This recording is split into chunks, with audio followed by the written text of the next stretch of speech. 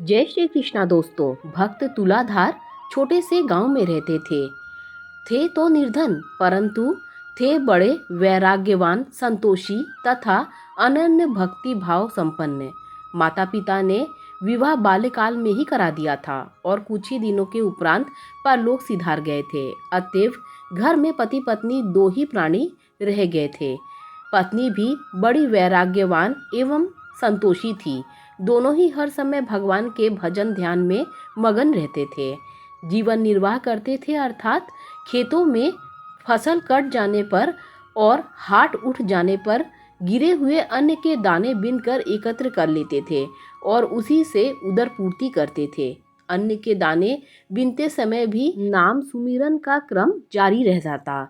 वस्त्रों की आवश्यकता होती तो वन से ही लकड़ी काटकर वस्त्र विक्रेता के पास चले जाते और लकड़ी के बदले वस्त्र ले लेते।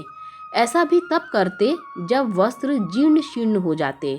यद्यपि उन्हें कभी भी भरपेट अन्न तथा पहनने को पूरे वस्त्र नहीं मिलते थे, परंतु फिर भी उनके मन में इस बात के लिए कभी क्षोभ उत्पन्न नहीं होता था। दोनों निष्काम भाव से हर समय भक्ति भजन में लीन रहते थे। दोनों ही संतोषी थे। इनकी भक्ति भावना तथा संतोष वृत्ति की चर्चा यद्यपि आसपास के गांव में भी फैल गई थी, परंतु भगवान अपने भक्तों की महिमा को जगत में उजागर करने के लिए अनेक प्रकार की लीलाएं करते हैं। लीलाधारी भगवान ने भक्त तुलाधार की परीक्षा लेने हेतु एक लीला रची। भक्त तुलाधार के पास वस्त्रों के नाम पर एक धोती और एक गमछा था जो जगह जगह पर फट रहे थे। वे नदी पर स्नान करने जाया करते थे जो गांव से कुछ दूरी पर बहती थी। एक दिन जब वे स्नान करके नदी से बाहर निकले तो देखते क्या है कि उनकी फटी हुई धोती के पास ही एक नई धोती, कुर्ता और गमछा रखा है। नए वस्त्रों को देखकर उन्हें आश्चर्य हुआ। उन्होंने नदी की ओर देखा कि शायद वहां कोई दूसरा व्यक्ति स्नान कर रहा हो, परंतु वहां किसी को न देखकर उन्होंने चारों ओर दृष्टि दौड़ाई, पर वहां कोई तो दिखाई नहीं दिया। वे सोचने लगे कि पता नहीं यह वस्त्र कौन छोड़ गया है, परंतु कोई भी हो, मुझे इससे क्या प्रयोजन, जो छोड़ गया है वह ले भी जाएगा। यह विचार करके वह घर लौट आए। दूसरे दिन जब वे फिर नदी पर स्नान करने गए तो स्नान के बाद बाहर निकलने पर क्या देखते हैं कि उनकी धोती के पास एक गागर रखी हुई है। निकट जाकर जब उन्होंने गागर में झांका तो क्या देखा कि उसमें सोने की मुद्राएं भरी हुई हैं। सोने की मुद्राओं से भरी गागर वहां देखकर वे चौंक गए। उन्होंने चारों ओर दृष्टि दौड़ाई, परंतु वहां दूर दूर तक कोई न था। आज का भौतिकवादी मनुष्य होता तो गागर को उठाने में एक पल भी नहीं लगाता, परंतु भक्त तुलाधार भगवान के सच्चे निष्काम भक्त थे। वे सोचने लगे कि धन तो अनेक अनर्थों की जड़ है। इसको पाकर मनुष्य में लोभ की प्रवृत्ति बढ़ती है। लोभ ने एक बार हृदय में प्रवेश कर लिया कि मनुष्य 99 के चक्कर में पड़ जाता है, फिर उसे कभी शांति नसीब नहीं होती। अधिक धन प्राप्ति के चक्कर में मनुष्य पाप कर्म करने से भी नहीं डरता। इसीलिए लोभ को नरक का द्वार कहा गया है।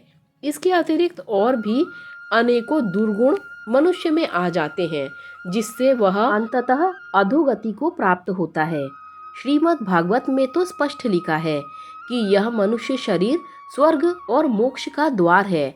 इसको पाकर भी ऐसा कौन बुद्धिमान मनुष्य है जो अनर्थों के धाम धन के चक्कर में फंसे। यह सोचकर भक्त तुलाधार स्वर्ण मुद्राओं से भरी गागर वहीं छोड़कर घर चले आए। इधर भगवान ने क्या किया कि एक ज्योतिषी पंडित का रूप धारण कर और पोथी पत्रा बगल में दबाकर गांव में जा पहुंचे और लोगों का हाथ देखने लगे।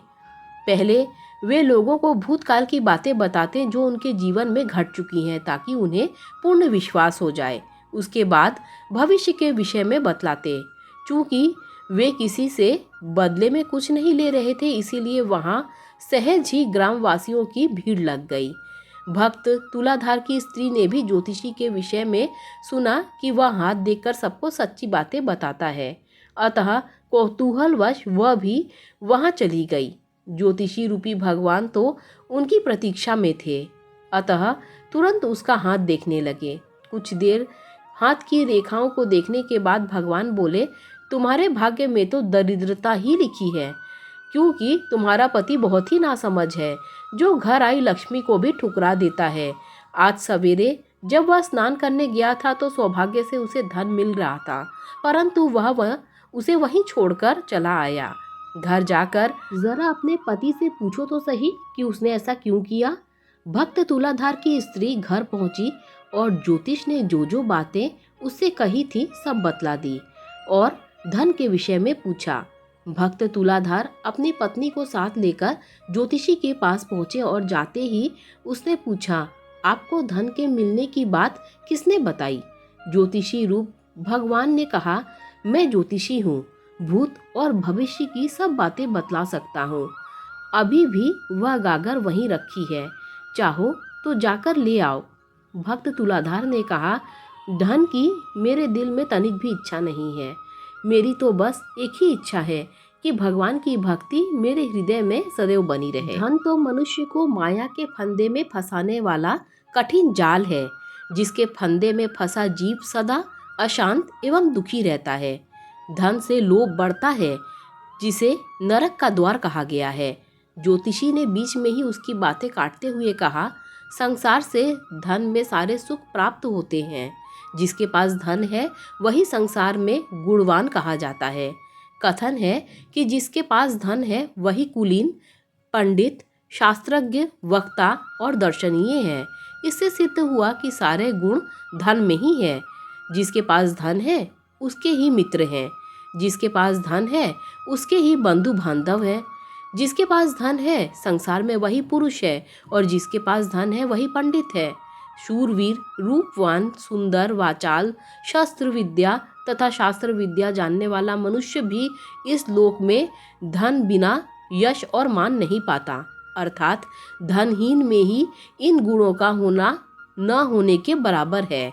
धनवान यदि पूजा करने योग्य नहीं होता तो भी लोग उसकी पूजा करते हैं। धनवान यदि पास जाने लायक नहीं होता तो भी लोग उसके पास जाते हैं, और धनवान यदि प्रणाम करने योग्य नहीं होता तो भी लोग उसके प्रणाम करते हैं।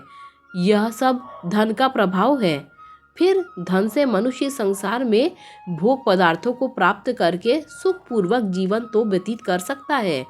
दान आदि करके, मंदिर, कुआं तथा तालाब आदि बनवाकर, यज्ञ हवन करके इन शुभ कार्यों के फलस्वरूप स्वर्ग की प्राप्ति कर सकता है। ज्योतिषी रूप भगवान ने यद्यपि भक्त तुलाधार और उसकी पत्नी की परीक्षा के लिए ही उपरोक्त वचन कहे थे, परंतु भगवान के वचन सुनकर भी दोनों के मन में तनिक सा भी लोभ उत्पन्न न हुआ। भक्त तुलाधार ने नम्रता पूर्वक कहा, ज्योतिषी जी, चाहे यहाँ के भोग हो अथवा स्वर्ग के भोग हो, दोनों ही अनित्य एवं दुख के हेतु हैं। भगवान श्री कृष्ण जी के वचन है, ये ही संस्पर्शजा भोगा दुख योनय एव ते। जो ये इंद्रिय तथा विषयों के संयोग से उत्पन्न होने वाले सब भोग हैं, यद्यपि विषयी पुरुषों को सुख रूप भासते हैं तो भी दुख के ही हेतु हैं और आदि अनंत वाले अर्थात अनित्य हैं। इसीलिए हे अर्जुन, बुद्धिमान विवेकी पुरुष उनमें नहीं रमता। इसके अतिरिक्त इस मानुष तन की प्राप्ति केवल स्वर्गीय सुखों को प्राप्त करने के लिए और विषय भोग भोगने के लिए नहीं हुई है, अपितु मोक्ष पद प्राप्त करने के लिए हुई है। भगवान श्री राम जी के वचन है, भगवान श्री राम जी महाराज अयोध्या वासियों के प्रति कथन करते हैं कि हे भाई, इस शरीर के प्राप्त होने का फल विषय भोग कदापि नहीं है। इस संसार के भोगों की तो बात ही क्या। यदि जप तप आदि साधन करके स्वर्ग के सुख भोग भी प्राप्त हो जाएं, तो भी वे तुच्छ हैं, क्योंकि उनका परिणाम भी अंततः दुख रूप ही है। स्वर्ग में अपने पुण्य कर्मों का फल भोगने के बाद जीव को फिर से 84 के चक्कर में पड़ना पड़ेगा और नीच योनियों में भ्रमण करते हुए अंततः दुख कष्ट सहने पड़ेंगे। अतः जो लोग मनुष्य शरीर प्राप्त करके भी भगवान का भजन सुमिरन करने की अपेक्षा विषयों में अपना मन लगा देते हैं, वे अज्ञानी जीव मानो अमृत के बदले विष ग्रहण करते हैं।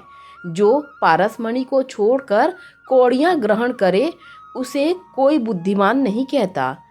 इस श्रेष्ठ मनुष्य तन को पाकर भी जो मोक्ष पद प्राप्त करने की अपेक्षा धन की इसीलिए चाहना करता है कि धन से इस संसार के अथवा स्वर्ग के भोग प्राप्त किए जा सकते हैं, तो मेरी दृष्टि में उस जैसा नासमझ संसार में कोई नहीं है।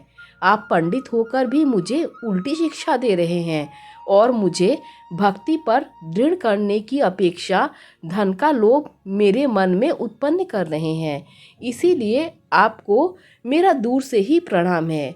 यह कहकर भक्त तुलाधार वहाँ से चल पड़े, परंतु अभी वे कुछ पग ही गए थे कि उनके हृदय में विचार उत्पन्न हुआ कि यह ज्योतिषी कौन है। पहले इसे कभी इस क्षेत्र में नहीं देखा। कितना सुंदर रूप है उसका, कितनी मधुर आवाज़ है उसकी, और फिर मुझे यह स्वर्ण मुद्राओं से भरी गागर क्यों लेने को कह रहा है। फिर इसे कैसे पता चला कि वह गागर अभी भी वहीं रखी हुई है। हो ना हो मुझ दीन पर ऐसा अकारण कृपा करने वाले ये मेरे प्रभु ही हैं। ऐसा विचार मन में आते ही वे लौट पड़े, परंतु क्या देखते हैं कि ज्योतिषी महोदय जल्दी जल्दी डग भरते वहां से जा रहे हैं। भक्त तुलाधार ने अपनी पत्नी का हाथ पकड़ा और दोनों ज्योतिषी के पीछे पीछे चल दिए। उनकी पत्नी की समझ में नहीं आ रहा था कि भक्त तुलाधार ज्योतिषी के पीछे पीछे क्यों जा रहे हैं। जब ज्योतिषी महोदय गांव के बाहर पहुंच गए तो भक्त तुलाधार भागकर ज्योतिषी के निकट पहुंचे और जाते ही उनके चरण पकड़ लिए।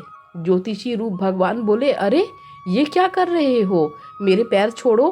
भक्त तुलाधार दृढ़ता पूर्वक उनके चरण पकड़ते हुए बोले, प्रभु जब आप मुझ पर दीन पर कृपा करने आए हैं तो फिर यह ज्योतिषी का भेष क्यों। आप तो अपने वास्तविक रूप में मुझे दर्शन दीजिए, अन्यथा मैं यहीं प्राण त्याग दूंगा। ऐसे प्रेमी भक्त से भला भगवान कब तक अपने को छिपाते। भगवान तुरंत वहां अपने ज्योतिर्मय स्वरूप में प्रकट हो गए। भक्त तुलाधार और उनकी पत्नी दोनों ही भगवान के दर्शन कर कृतकृत हो गए। दोस्तों, अगर आपको ये कथा अच्छी लगी हो तो लाइक शेयर सब्सक्राइब कीजिए। Thanks for watching this video.